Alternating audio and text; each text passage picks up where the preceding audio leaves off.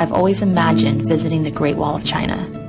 When I discovered I could document my journey with a whole new perspective, I fell in love with an eye in the sky. When newly minted drone pilot Elena Buenrostro came back from her first major drone trip to China, she sought out other female flyers.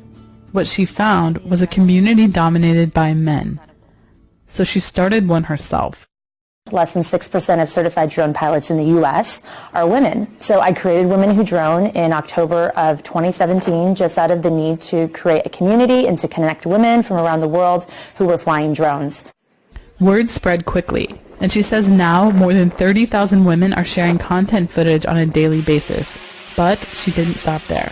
Why don't we start teaching women how to fly drones and how to get started? And that's when we started our lessons. Members hold meetups around the world, take lessons, and offer online support to help pilots prepare for government certification, which is required for commercial work in the United States. And there is work for drone pilots. Anywhere from cinematography, photography, to agricultural and data collection jobs, documenting marathons, skiing, snowboarding. There's just so many different things you can use drones to detect. Buenrostro says a reason that more women aren't flying is that the advertising often portrays drones as very masculine. Women aren't getting access to drones from an early age, and they're not being inspired, and there's not enough stories to encourage them to enter this field. That is something she hopes to change, and why she's now bringing her passion for drone flying to young kids. We'll show them how to use drones within the classroom, very tiny drones, and then we take them outside and we fly bigger drones. Changing the world, one drone at a time. Deana Mitchell for VOA News, San Francisco, California.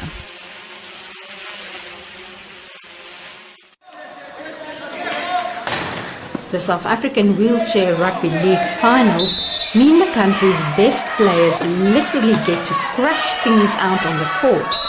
Oki Anker of Pretoria dreamt of becoming a Springbok, like many of the country's rugby-playing boys.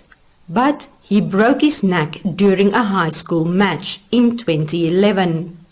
Now he considers himself honoured to have played twice for the Springboks, South Africa's national wheelchair rugby team. From the first day I was just loving the game, and the contact and the adrenaline and pumping is almost the same as normal rugby.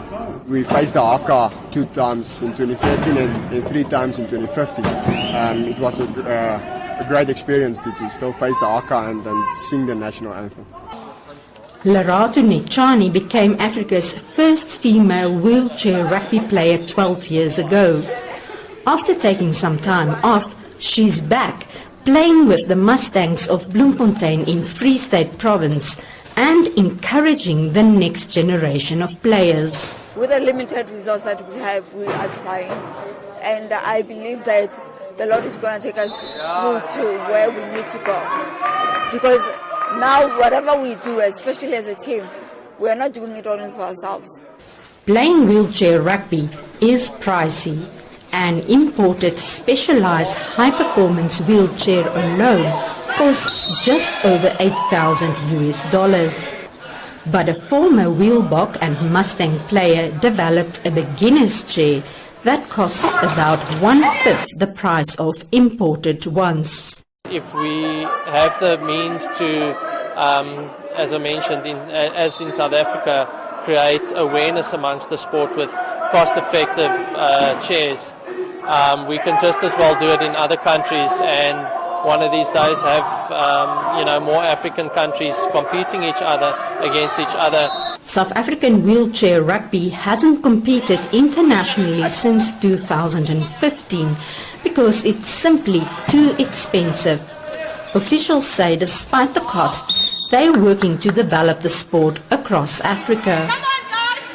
With our affiliation to South African Rugby Union and the other rugby unions in South Africa, we're now slowly starting to create further awareness.